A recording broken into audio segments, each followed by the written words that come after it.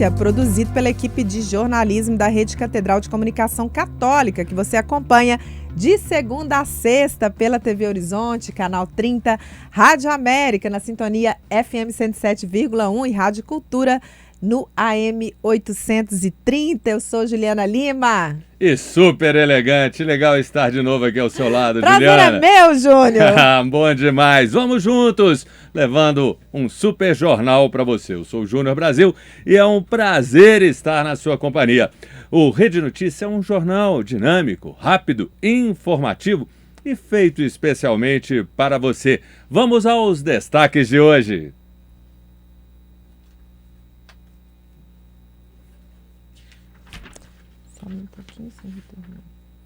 Últimas informações sobre o funeral do Papa Francisco. Ex-presidente Fernando Collor é preso em Maceió. Cruzeiro joga mal e perde na Sul-Americana.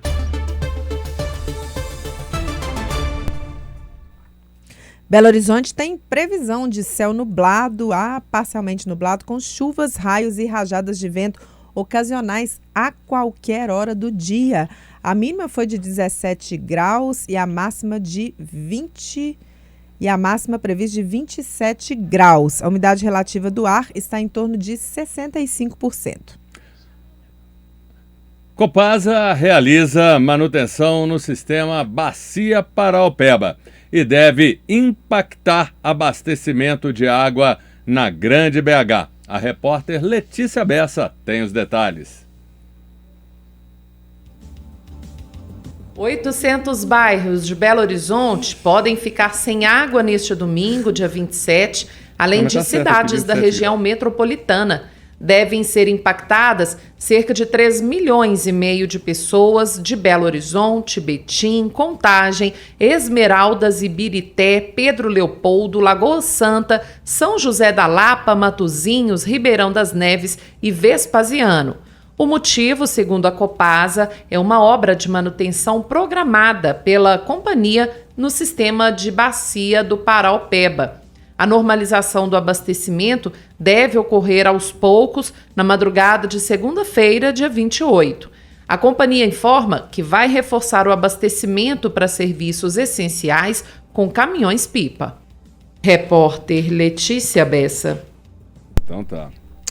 Obrigada, Letícia. Olha só, os vereadores de Belo Horizonte aprovaram um requerimento solicitando explicações à Prefeitura em relação à assinatura de um contrato de 20 milhões e meio de reais com um consórcio de empresas que irá realizar os estudos técnicos de engenharia para a construção do BRT Amazonas. A obra, que pretende melhorar o transporte público e a mobilidade entre o centro da capital, os bairros e os municípios vizinhos à região oeste da cidade. Um pedido de informação será encaminhado à Prefeitura de Belo Horizonte para que apresentem esclarecimentos ao Legislativo. O ponto que incomodou os vereadores foi a contratação do grupo que ficou em segundo lugar no processo de licitação, após a Prefeitura rescindir com a primeira colocada na disputa. Os parlamentares querem saber as razões que levaram a administração municipal a interromper a contratação da vencedora da licitação. O valor do contrato é de 20 milhões e meio de reais. Apesar do prazo do contrato ser de 32 meses, o prazo de execução do serviço é estipulado em 28 meses. O repórter Newton Lopes chega com informações sobre a mobilização dos trabalhadores do Hospital Júlia Kubitschek, no Barreiro. Trabalhadores do Hospital Júlia Kubitschek fazem hoje às 14h uma Assembleia Geral. No encontro, os funcionários vão debater assuntos como falta de mão de obra, fechamento de leitos, terceirização de laboratório e falta de insumos na unidade hospitalar, que é administrada pela FEMIG, a Fundação Hospitalar do Estado de Minas Gerais. O Hospital Júlia Kubitschek, localizado no bairro Araguaia, foi inaugurado em 1958. No início, era destinado ao tratamento de tuberculose. No final dos anos 80, ele foi reformado e passou a funcionar como hospital geral na região do Barreiro. Hoje, a unidade conta com 82 leitos e mais de 1.600 servidores. Ele é especializado no tratamento de doenças respiratórias, além de prestar assistência nas áreas clínicas médica, gineco-obstétrica, neonatológica e cirúrgica torácica e plástica. Repórter Newton Lopes. Gente, olha, a Corregedoria da Polícia Civil de Minas Gerais investiga a morte de um cão pastor alemão morto por agentes da instituição durante uma operação no bairro Jaqueline, região norte de Belo Horizonte. A dona do animal afirmou que os policiais forçaram o portão do endereço e após o cão avançar sobre os agentes, ele foi abatido. Lamentável tudo isso. Contudo, segundo a dona do cão, o mandado de busca era para uma pessoa que não conhecia a família não tinha nenhuma relação com essa pessoa. A Polícia Civil, por meio de nota, afirmou que usou spray de pimenta para conter o cão e outros animais que estavam no local, mas sem sucesso. A Polícia Militar foi acionada e registrou um boletim de ocorrência sobre o caso. Absurdo. Olha, o repórter Leonardo Apolinário chega agora ao vivo da redação da TV Horizonte com atualizações sobre o funeral do Papa Francisco. Boa tarde, Léo. Boa tarde, Juliana, Júnior, boa tarde a todos. Pelo menos 150 mil pessoas já passaram pelo funeral do Papa Francisco. Nós vamos acompanhar agora imagens ao vivo lá da Basílica de São Pedro, onde o corpo do pontífice está sendo velado nesse último dia.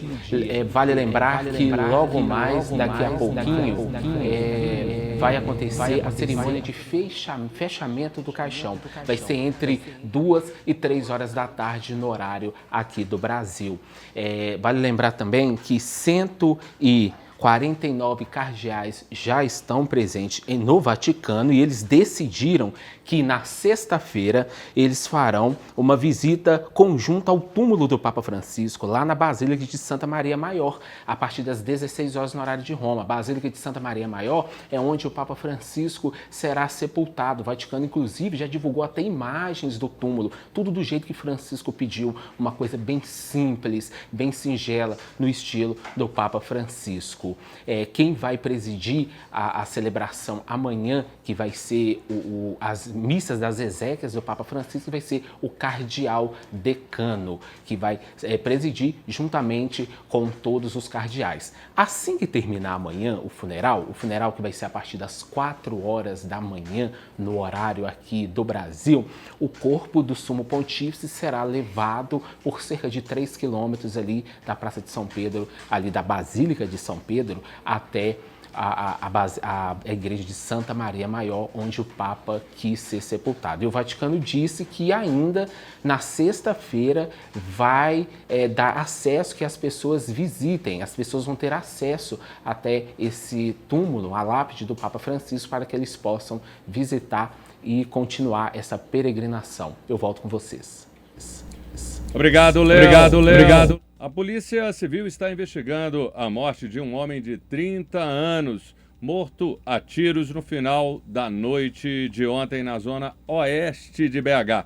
A vítima estava em casa, no bairro Vila Antena, no Morro das Pedras, quando foi surpreendido por homens armados que o arrastaram para fora da casa. Segundo a polícia, o homem estava ameaçado de morte. Na terça-feira, dia 22, tinha sido proibido de voltar à favela por traficantes. Ontem, ele recebeu uma ligação afirmando que poderia retornar para casa e que não havia mais risco, mas acabou assassinado. O caso pode ter relação com crimes anteriores cometidos na região. Juliana, essa notícia aqui me interessa e acho que a você também, sobre creatina. Eu tomo toda manhã. Eu não tomo isso não, Júnior. Não toma? Não, nem faço exercício físico. É muito bom, gosto muito, viu? Ainda mais para nós que somos os velhinhos. Apenas... Para, Júnior. Eu aqui, a turma dos velhinhos. Você é jovem. Nós, né? Você é jovem, você está com 30 anos. Vai falando aí, às vezes pega. Tá certo. Apenas uma creatina das 41 marcas analisadas pela Anvisa foi aprovada. A Agência Nacional de Vigilância Sanitária divulgou o resultado da análise dos suplementos alimentares de creatina disponíveis no mercado brasileiro nesta quarta. A coleta de amostras foi feita 3 vezes para garantir a qualidade dos resultados no segundo semestre de 2024. O órgão afirma que as principais incorreções verificadas estão relacionadas a problemas na rotulagem dos produtos, como a falta de informação nas tabelas nutricionais. que isso seja resolvido logo, porque eu gosto. O repórter Giovanni Rodrigues chega ao Rede Notícia para falar sobre a Justiça de Minas, que negou urgência para obrigar policiais militares a usarem câmeras corporais. Vamos acompanhar? Foi negada pela Justiça Mineira o pedido de urgência do Ministério Público para obrigar o governo a usar câmeras corporais por todos os policiais militares imediatamente. Na decisão, destaca que atualmente há apenas cerca de 1.600 câmeras disponíveis, o que é insuficiente para equipar toda a corporação, além de precisar de um planejamento cuidadoso para a distribuição, armazenamento e privacidade. Portanto, a implementação será feita de forma gradual, com critérios bem definidos. A decisão, assinada nesta quarta-feira pelo juiz Ricardo Sávio de Oliveira, afirma que não há condições para conceder a liminar em caráter de urgência. Caso a ação fosse acolhida pela Justiça, o governo de Minas teria um prazo de 30 dias para equipar os dispositivos em todo o efetivo da PM. Repórter Giovanni Rodrigues. Olha só, agora a Praça 7 vai receber eventos culturais a partir de hoje até domingo. Quem conta pra gente é a Erlaine Grace, ao vivo da Praça 7. Boa tarde, Erlaine. Como é que tá aí?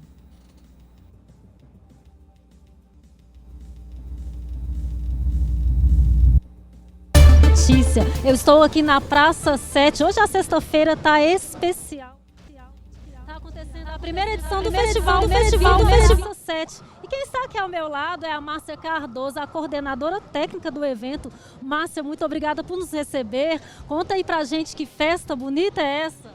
Boa tarde, eu que agradeço, né? Assim, é uma oportunidade muito legal da gente viver a nossa Praça 7. A Praça 7 é a praça mais pulsante, mais movimentada de BH, e a proposta do festival é trazer arte e cultura para que a gente possa viver um outro lado dessa nossa praça tão importante.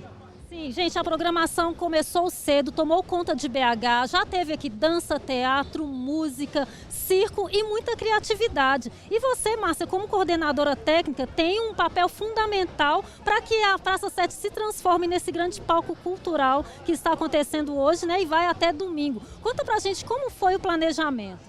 Foram 4 meses de planejamento bastante intenso, muita negociação com o comércio, com as lojas, com os órgãos públicos, com os artistas.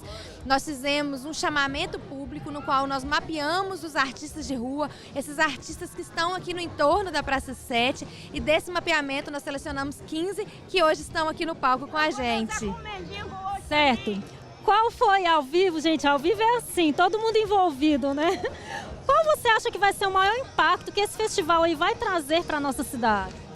É trazer visibilidade às coisas boas da Praça 7. Eu acredito muito nisso, que é a oportunidade da população enxergar a Praça 7 com um outro olhar. Ok, Márcia, muito obrigada pela sua participação. Então você aí de casa no final de semana já tem programação até domingo aqui na Praça 7.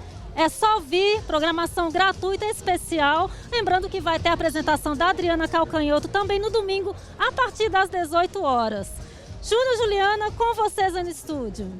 Ô, Júnior, você anima Praça 7? Vamos lá, fechado Vambora? domingo? Curtir a Adriana? Ela é uma Bora. boa pedida. Tá fechado. Fechado, a gente vai se encontrar lá então domingo. Espero te encontrar lá. Eu e a Juliana vamos curtir a Adriana ao seu lado. E no próximo bloco, Cruzeiro joga mal de novo e perde pela Sul-Americana. E mais informações sobre o funeral do Papa Francisco, 12:17.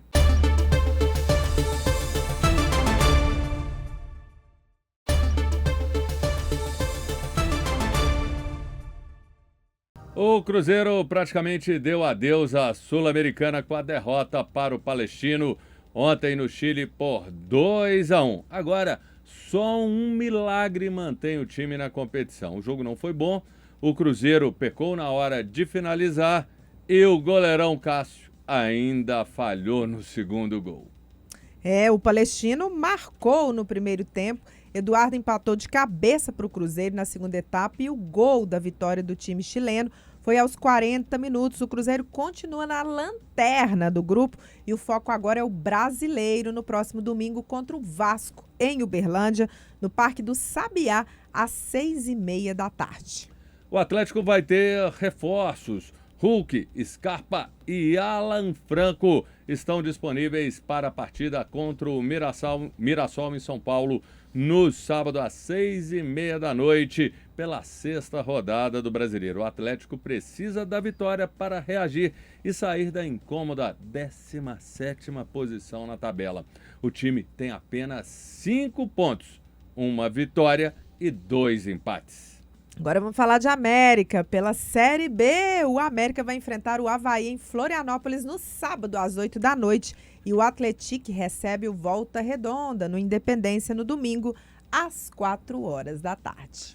A Nestlé foi multada em 13 milhões de reais pelo Procon de São Paulo por propaganda enganosa de produtos ligados à marca. Segundo o Procon paulista, 3 tipos de biscoito e uma mistura de creme de leite não possuíam os ingredientes anunciados nas embalagens, o que configura infração contra o Código do Consumidor.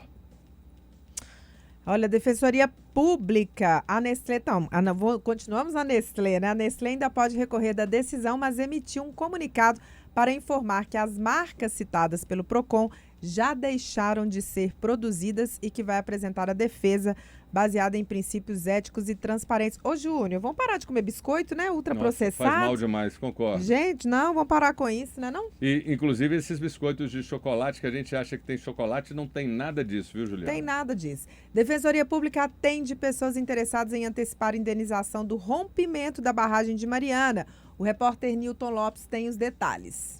A Defensoria Pública de Minas Gerais vai fazer, a partir desta sexta-feira, dia 25, mutirões de atendimento para orientar as pessoas atingidas pelo rompimento da barragem de Fundão em Mariana em 2015. As vítimas interessadas em antecipar para agora o pagamento dos valores restantes do auxílio financeiro emergencial pela mineradora Samarco podem formalizar a solicitação e assim evitar a espera até o fim da escala, prevista para março de 2026. Se a proposta for aceita, o requerente deve receber o valor de R$ 35 mil em parcela única, por pessoa física ou jurídica, 10 dias depois da homologação judicial do acordo. O prazo para pedir a antecipação de valores pode ser feita até o próximo dia 16 de maio, com auxílio da Defensoria Pública ou de um advogado particular que deve ser pago pela mineradora. No primeiro dia de mutirão, o atendimento nesta sexta-feira será feito em Bom Jesus do Galho até às 4 da tarde na Praça Padre Dionísio, em frente à Igreja Matriz. O calendário de atendimento está no site defensoria.mg.def.br. Repórter Newton Lopes. Obrigado, Newton. A sessão plenária virtual do Supremo Tribunal Federal, que avalia a prisão do ex-presidente Fernando Collor, já tem 4 votos pela manutenção dele na cadeia. Depois dos votos de Alexandre de Moraes, Flávio Dino, Edson Fachin e Luiz Roberto Barroso, o ministro Gilmar Mendes apresentou um destaque para que o caso seja debatido no plenário físico. Mesmo com a interrupção do julgamento virtual, Fernando Collor permanecerá preso na Superintendência da Polícia Federal em Maceió, para onde foi levado na madrugada de hoje, depois de uma determinação de Alexandre de Moraes. No destaque apresentado à Corte, Gilmar Mendes considerou válido o debate no plenário físico em razão da importância e da repercussão do caso. A sessão só deve ocorrer depois do feriado de 1º de maio. O ex-presidente foi condenado em 2023 a 8 anos e 10 meses de prisão, num dos processos motivados pela Operação Lava Jato por receber propina estimada em 20 milhões de reais para favorecer a construtora UTC em contratos com a Petrobras Distribuidora.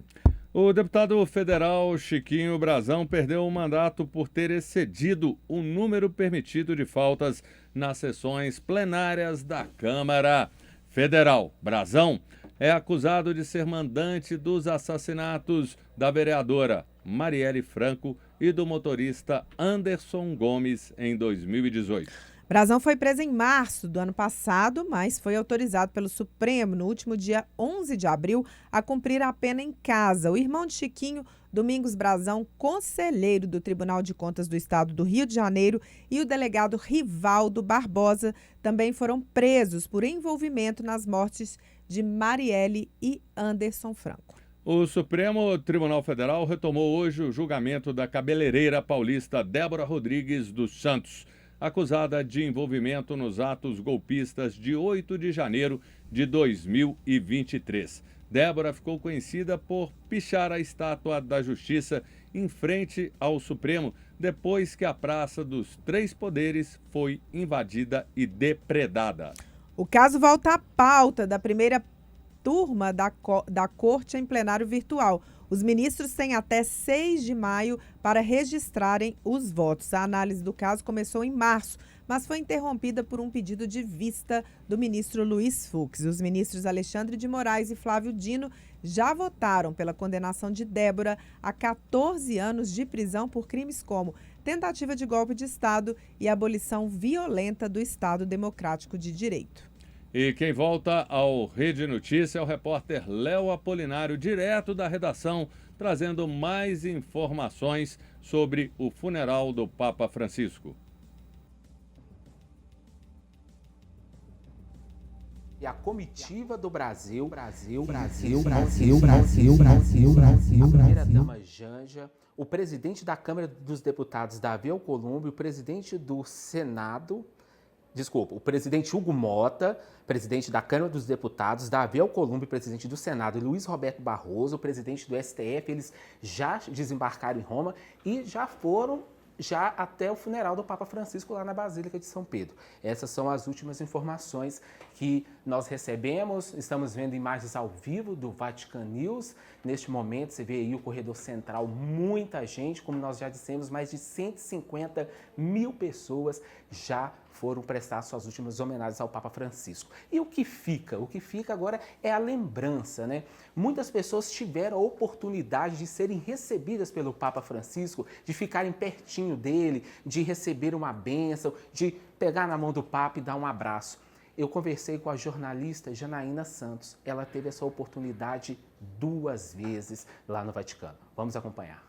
A Rede Catedral de Comunicação Católica, TV Horizonte e Rádio América vai conversar agora com a jornalista Janaína Santos. A Janaína hoje trabalha no CELAM, Conselho Episcopal Latino-Americano. E a Janaína teve 2 encontros com o Papa, Janaína. Exatamente, Leonardo, foi super marcante. O primeiro encontro foi em 2022. Eu estava fazendo uma consultoria para o Regional Leste 2 e Leste 3 da CNBB. E aí eu tive a oportunidade de acompanhar essa delegação de bispos, né? E tinha um grande encontro, que era o encontro com o Papa Francisco, né? Era o ponto alto do encontro. Quando eu fui apresentada para o Papa, que falaram sobre o trabalho que eu estava desenvolvendo ali, de fazer a cobertura da visita de Límina, ele perguntou se eu era a bispa, que acompanhava os bispos, né, dos 2 regionais.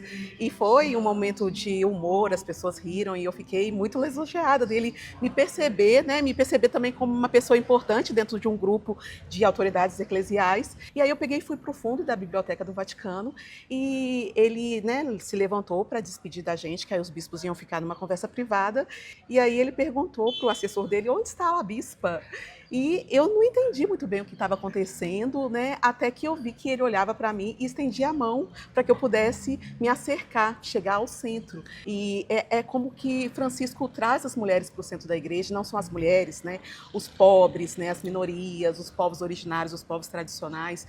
Então o Papa Francisco ele mudou a estrutura da igreja, né? E ser uma pessoa ali, naquele momento, tinha 60 autoridades eclesiais e ele olhou para menor. Não tinha com Francisco aquela questão de hierarquia, né? Sim.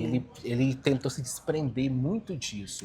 Então, Francisco é sinodal, né? E no caminho sinodal, todos têm voz nesse caminho, né? Todos participam, todos colaboram, né? Eu imagino sua emoção. E o segundo encontro? O que você pode destacar para a gente? Então, o segundo encontro também foi lindo. Eu estava acompanhando a Conferência Eclesial da Amazônia, também estava como jornalista, e teve um pouquinho de diferença, porque nesse encontro eu pude ficar na sala com o Papa Francisco, pude escutar os ensinamentos, os direcionamentos dele para a Igreja Amazônica, e pude presentear ele com um livro que nós fizemos em um tempo recorde, em 21 dias. Então eu pude folhear o livro com ele, falar da questão do Sínodo da Amazônia. Então também foi uma experiência super marcante.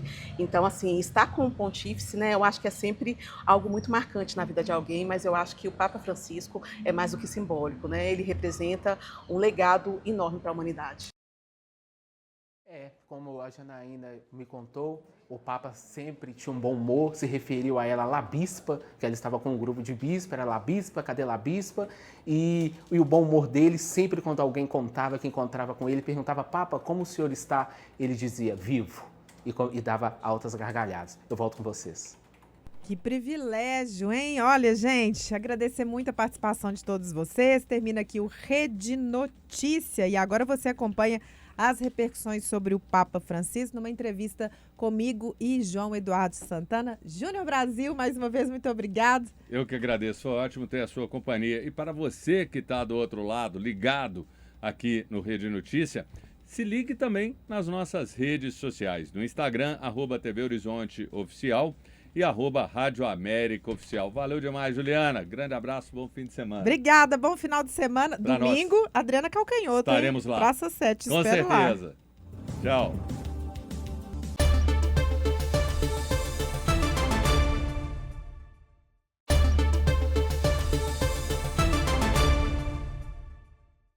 Meio-dia e 35, estamos de volta agora com o Rede Notícia Entrevista. Saudamos a você que nos acompanha pela TV Horizonte, Rádios América e Cultura, YouTube e demais aplicativos da Rede Catedral de Comunicação Católica da Arquidiocese de Belo Horizonte.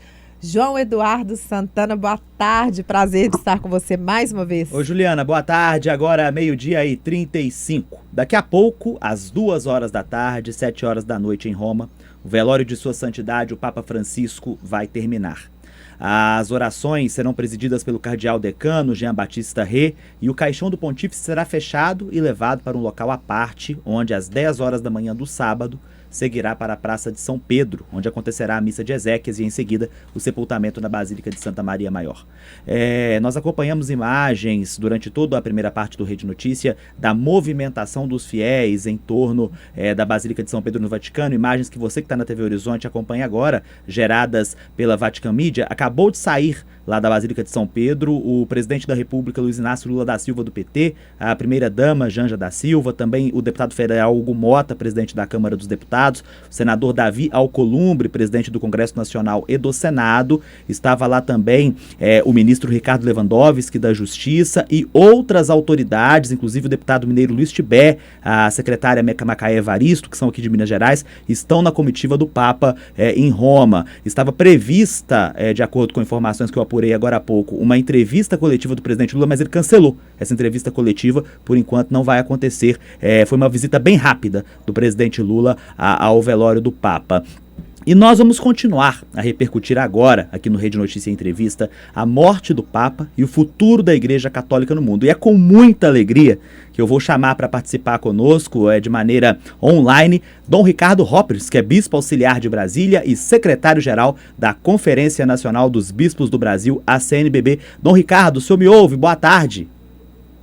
Boa tarde, João Eduardo. Boa tarde, Juliana. Uma honra estar aqui com vocês. A alegria é toda nossa. A alegria é nossa. Dom Ricardo, como que a CNBB recebeu a notícia do falecimento do Papa, o Papa Francisco, ao longo dos últimos anos? O que ele significou para a igreja aqui no Brasil?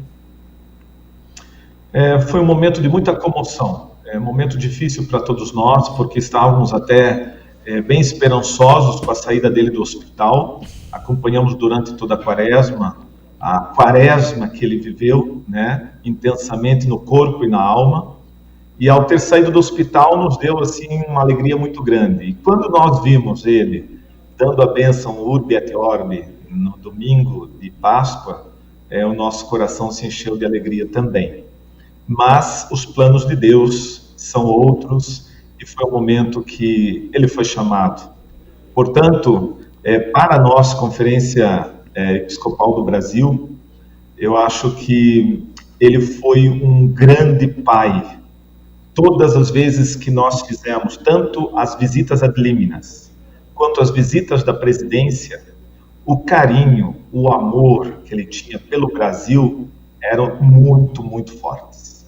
Então, nós temos aqui, de fato, um sentimento de de perda, de orfandade, mas temos também um sentimento de gratidão, um homem que soube nos acolher e nos entender como somos, a Igreja do Brasil, nas suas diferenças, na sua complexidade, na sua vontade de acertar, no seu processo de evangelização, e tudo que fizemos, com certeza, foi inspirado por esses 12 anos de episcopado, da melhor maneira que pudemos, à medida que ele também nos incentivava a viver os seus ensinamentos. Agora 12h39, Dom Ricardo, me chamava a atenção e ainda me chama a atenção quando eu ouço Francisco falar a capacidade do diálogo que ele tinha com o diferente, com o contraditório, com aquilo que às vezes era contra até aquilo que nós católicos pregamos. A gente pode afirmar que esse jeito de ser de Francisco, ele vai fazer falta à igreja a partir de agora? Não tenho dúvida. Porque nós, inclusive, nos identificamos muito com ele. É latino-americano, é da nossa gente, é das nossas terras, é da nossa cultura. Toda essa proposição de sinodalidade, de escuta, uma igreja misericordiosa, estar com os pobres, igreja hospital de campanha, uma igreja em saída, é a nossa vivência concreta aqui no Brasil e em toda a América Latina. Então, não era só uma questão porque o Papa nos motivava, mas porque nós também compreendimos que esse é o caminho para a igreja no mundo todo, uma igreja aberta, construindo pontes, e acima de tudo, acho que o Papa nos deixa esse grande legado. Como igreja, jamais deixarmos de estar nas periferias geográficas existenciais. Quando ele falava da globalização da indiferença, ele tocava todo mundo para que a humanidade começasse a pensar numa maneira diferente, uma mentalidade diferente, um modo diferente de viver, em que a exclusão não fosse essa dor humana que nós vemos em muitos países. De fato, se é algo que o Papa Francisco nos deixa, é isso, a nossa humanidade. E o quanto precisamos estar ao lado uns dos outros, nos ajudando, cuidando, a cultura do cuidado, zelando um pelo outro e salvaguardando os invisibilizados, acima de tudo. Dom, como que era o relacionamento do Papa com a CNBB, a Conferência Nacional dos Bispos do Brasil, que é o órgão máximo da Igreja no país? Ele buscava se inteirar da realidade da Igreja Nacional, nos seus bons e nos seus maus momentos?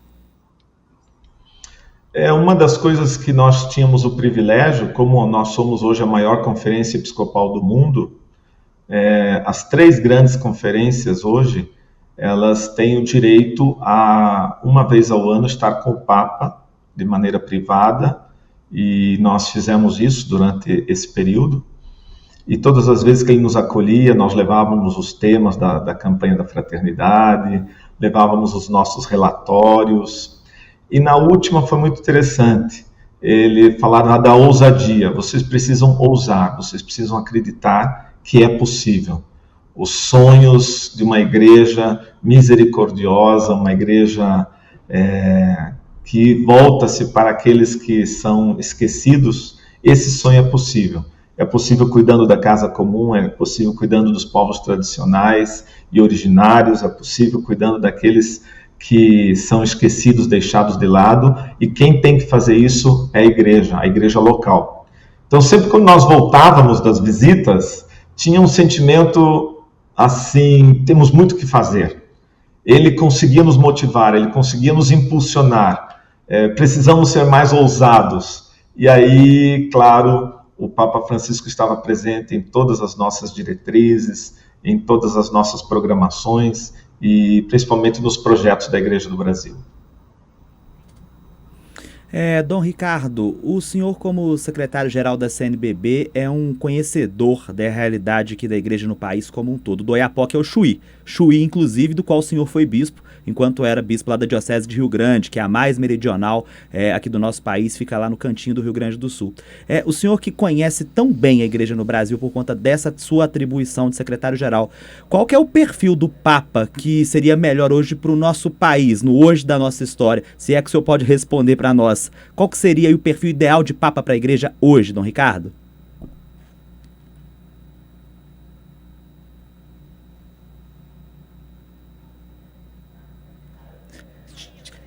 Nós tivemos um problema no sinal da internet do Dom Ricardo Hoppers, que nós estamos conversando, agora 12h44. Para você que está ligando o rádio agora, ligando a TV, nós estamos ouvindo Dom Ricardo Hoppers, que é bispo auxiliar de Brasília, no Distrito Federal, e também é o secretário-geral da Conferência Nacional dos Bispos do Brasil, a CNBB. Nós saudamos com muito carinho a você que está conosco pelas redes sociais e você também que nos acompanha pela TV Horizonte, pela Rádio América e pela Rádio Cultura. 12h44, nós vamos para o intervalo, vamos refazer a conexão com o Dom Ricardo Hoppers e voltamos já.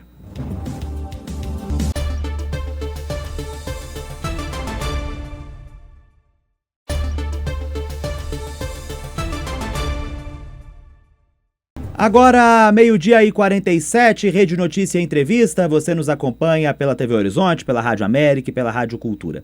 Estava conosco agora há pouco, repercutindo a morte de Sua Santidade o Papa Francisco e também o futuro da Igreja no Brasil e no mundo, Sua Eminência Reverendíssima Dom Ricardo Hoppers, que é Bispo Auxiliar de Brasília, no Distrito Federal, e secretário-geral da Conferência Nacional dos Bispos do Brasil, a CNBB. Nós tivemos uma queda de sinal de internet, ele está em São Paulo, nós aqui em Belo Horizonte. Essa conexão teve uma dificuldade de ser restabelecida, então Dom Ricardo voltará numa próxima oportunidade para estar conosco comentando sobre a Igreja no Brasil e no mundo, agora já com o novo Papa daqui a alguns dias. Então, nosso agradecimento a Dom Ricardo Hoppers, Bispo Auxiliar de Brasília e secretário, melhor dizendo, da Conferência Nacional dos Bispos do Brasil. Juliana? Pois é, João, agora vamos falar sobre um assunto que ficou muito emblemático, né, durante a gestão do Papa Francisco, que é o protagonismo das mulheres. E isso ficou muito evidente, né? Freiras, leigas, assumiram cargos de confiança na Cúria Romana,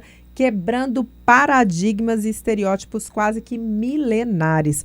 Para falar um pouco sobre essa novidade da Igreja, recebemos agora a professora Lucimara Trevisan, coordenadora da Comissão Bíblico-Catequética da Regional Leste 2, da Conferência Nacional dos Bispos do Brasil, a CNBB, assistente episcopal para a pastoral da Arquidiocese de Belo Horizonte e diretora do Centro Loyola. Muito bem-vinda, professora.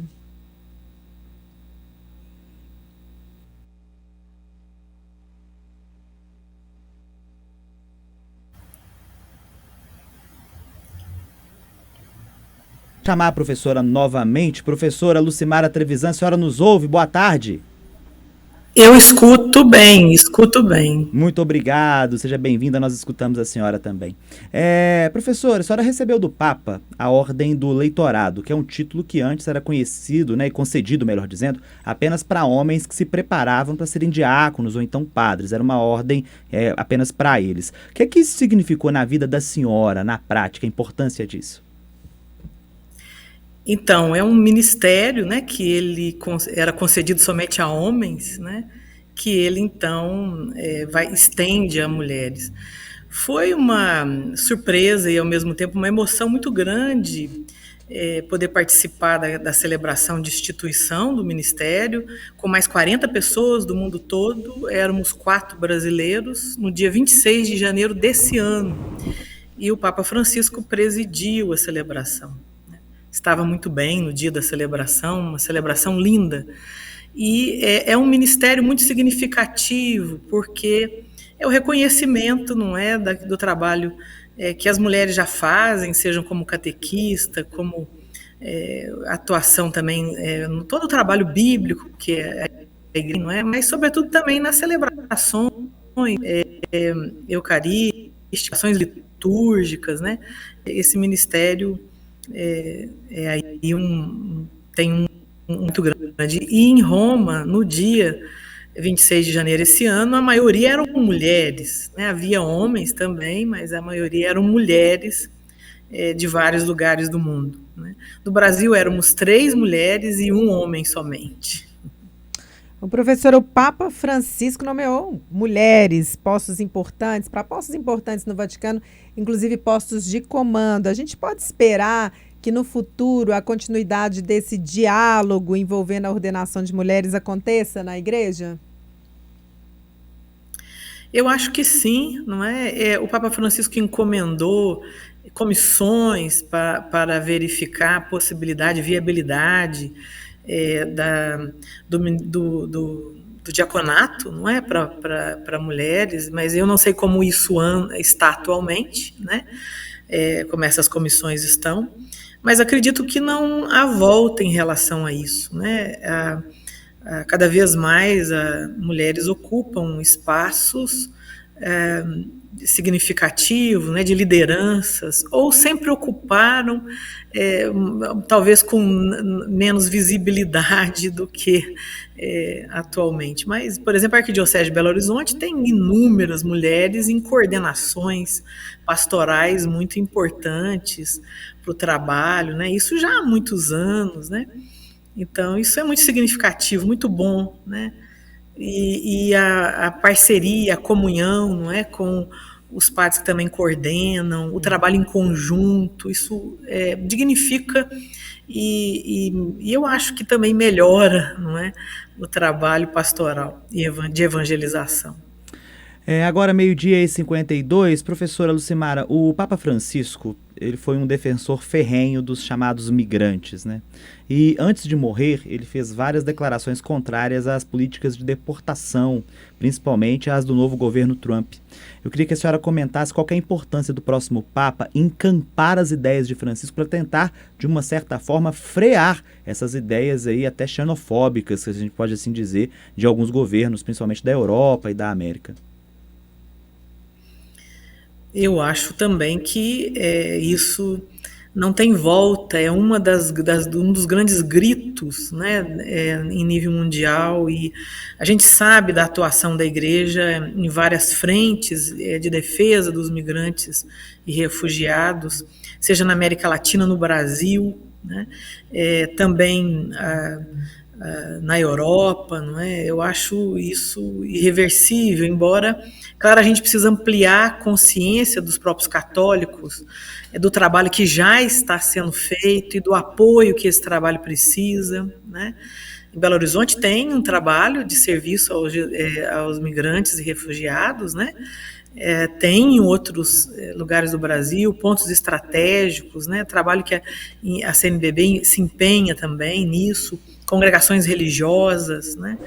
Eu acho isso, o que a gente precisa é cada vez mais criar consciência nas comunidades, não é, de que nós, acolhendo o pequeno, o que está frágil, os injustiçados, a gente está acolhendo o próprio Cristo, né, como nos diz o Evangelho, né? Eu estive nu e me vestiste, né? Aquele texto maravilhoso. Isso eu acho... A atuação, talvez, ela não tenha tanta visibilidade na sociedade, mas ela continua sendo importante e significativa. Ela precisa de apoio, inclusive financeiro, né? Belo Horizonte, por exemplo, tem o Serviço Jesuíta Migrantes e Refugiados, né? Que tem aí uma longa experiência. A própria arquidiocese, ela teve uma atuação muito assim forte em relação aos migrantes, né, refugiados, né, da Síria também, né. Acho que o próximo Papa deve continuar com esse trabalho, né. Ô, professora, a gente está caminhando para o final, mas queria que a senhora dissesse também nessa fala final sobre a importância na formação dos leigos a partir da boa catequese, se isso aumentou também no pontificado de Francisco, segundo a senhora. Isso, ele instituiu o ministério do catequista, é um ministério agora estável na igreja, uma vez recebido é para a vida toda, né? Vamos lembrar que a maioria dos catequistas são mulheres, e isso significa melhorar e cuidar mais ainda da formação dos catequistas, e claro, de todo o caminho de adesão a Jesus Cristo, de evangelização, de engajamento na comunidade, não é? De paixão pelo reino de Deus, né? De desejo de seguir Jesus na comunidade, no mundo, não é, dando testemunho do reino, não é. Isso ele se empenhou muito, né. O próprio diretório para a catequese no mundo inteiro, publicado em 2020, foi o Papa Francisco quem publica, né? E também a questão de congressos internacionais de catequese. Ele era alguém muito preocupado com a formação dos catequistas, não é? E com uma catequese que seja mais querigmática, quer dizer, uma catequese que centre no anúncio, não é? Em provocar o encontro com Jesus Cristo, o anúncio da sua pessoa, do reino, não é? E provoque a adesão, o engajamento dessa pessoa na vida comunitária e também dando testemunho como cristão no mundo. Né? Professora, sem dúvida nenhuma, obrigada. o Papa Francisco ele vai ser lembrado muito por isso, pelo que ele fez com a catequese. Professora, nosso tempo encerrou, mas queria agradecer muito a presença da senhora aqui. A gente conversou com a Lucimara Trevisan, coordenadora da Comissão Bíblico-Catequética da Regional Leste 2, da Conferência Nacional dos Bispos do Brasil, CNBB, assistente episcopal para a Pastoral da Arquidiocese de Belo Horizonte e diretora do Centro Loyola. Muito obrigada mesmo. Eu que agradeço. Alegria toda nossa, professora. Você que esteve conosco até agora, acompanhou toda a repercussão da morte do Papa Francisco conosco esta semana, obrigado pela sua presença. Continue nas redes sociais, continue acompanhando a nossa programação durante todo o dia de hoje e amanhã. TV Horizonte, a Rádio América, a Rádio Cultura trazem todos os detalhes do funeral de Sua Santidade, o Papa Francisco. Você fica agora com Bola na Rede, com Júnior Brasil. Juliana Lima, muito obrigado. João, prazer e alegria, viu? Mais uma vez, para você que nos acompanhou, um bom final de semana, gente. Ficamos por aqui. Um abraço, até lá!